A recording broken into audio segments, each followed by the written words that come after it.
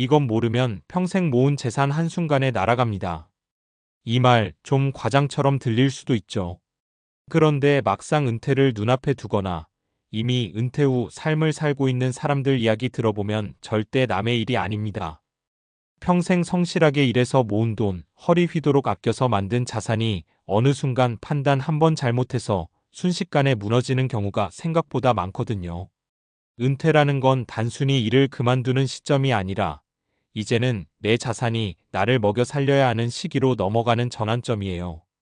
그런데도 많은 분들이 여전히 버는 감각으로 돈을 대하다가 큰 실수를 합니다.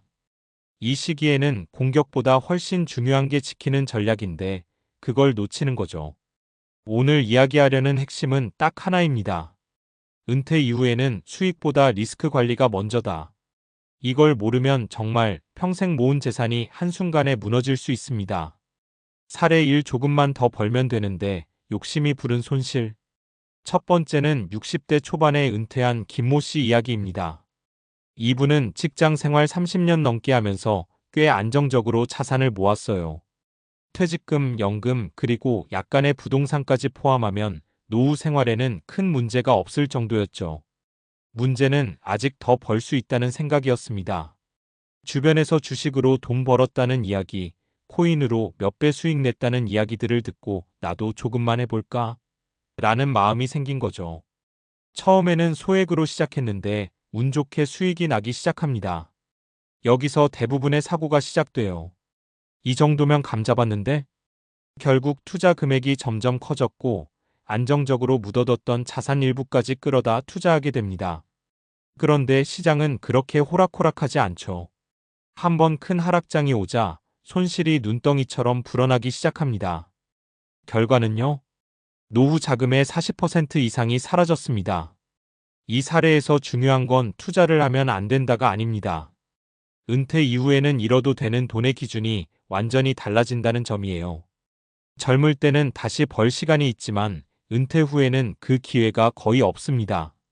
사례 2 믿을 만한 사람이니까 관계에 속아 무너진 자산. 두 번째는 조금 더 안타까운 이야기입니다. 박모 씨는 은퇴 후 비교적 여유롭게 지내고 있었어요.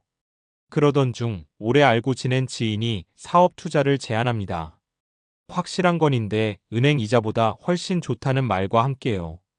여기서 많은 분들이 공감할 겁니다. 낯선 사람이 아니라 아는 사람이니까 더 믿게 되죠. 박 씨도 마찬가지였습니다. 계약서도 대충 확인하고 수익 구조도 정확히 이해하지 못한 채 꽤 큰 금액을 투자하게 됩니다. 처음 몇 달은 약속한 이자가 들어옵니다. 이게 또 신뢰를 더 키워요. 그런데 어느 순간부터 이자가 끊기고 연락도 잘 안 됩니다.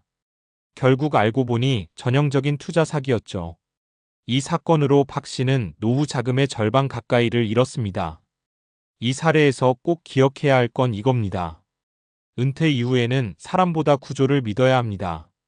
아무리 가까운 사람이라도 투자라면 반드시 수익 구조가 명확한지, 법적으로 보호받을 수 있는지, 최악의 경우 손실이 어디까지인지 이걸 확인하지 않으면 안 됩니다. 관계로 하는 투자는 감정이 개입되기 때문에 판단이 흐려지기 쉽습니다. 사례 3 설마 나한테 그런 일이 준비 부족이 만든 위기. 세 번째는 조금 다른 유형입니다. 이건 투자 실패가 아니라 준비 부족에서 오는 문제입니다. 이 모 씨는 은퇴 후 큰 욕심 없이 안전하게 자산을 관리하고 있었습니다. 예금, 연금 위주로요. 겉으로 보기엔 아주 안정적인 상태였죠. 그런데 문제가 생긴 건 건강이었습니다.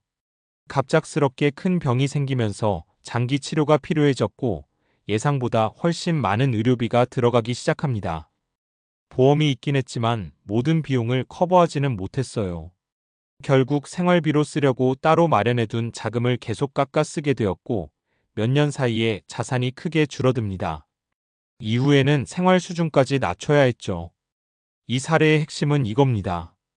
은퇴 준비는 돈을 모으는 것에서 끝이 아니라 예상 밖 상황에 대비하는 것까지 포함된다는 점입니다.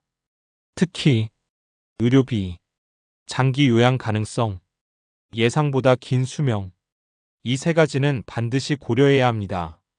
결국 중요한 건 이것 하나입니다. 세 가지 사례를 보면 공통점이 있습니다. 수익 욕심, 관계에 대한 신뢰, 예상 못한 변수. 이 세 가지가 결국 자산을 무너뜨리는 주요 원인이 됩니다. 그래서 은퇴 이후에는 기준이 완전히 바뀌어야 합니다. 얼마를 벌 수 있느냐보다 얼마를 지킬 수 있느냐. 높은 수익보다 낮은 변동성. 기회보다 지속 가능성. 이렇게요. 솔직히 말해서 은퇴 후에는 대박이 필요 없습니다. 대신 망하지 않는 것이 훨씬 중요합니다. 마무리하면서 은퇴는 끝이 아니라 또 다른 시작입니다. 다만 그 시작은 내가 일해서 돈을 버는 삶이 아니라 내 자산이 나를 지탱해주는 삶이라는 점에서 완전히 다르죠. 그래서 더 조심해야 합니다. 조금 덜 벌어도 괜찮습니다. 남들보다 수익이 낮아도 괜찮습니다. 대신 평생 모은 재산을 지키는 것. 그게 은퇴 이후 삶에서 가장 중요한 전략입니다. 이걸 아는 사람과 모르는 사람의 차이는 10년 뒤에 정말 크게 벌어집니다.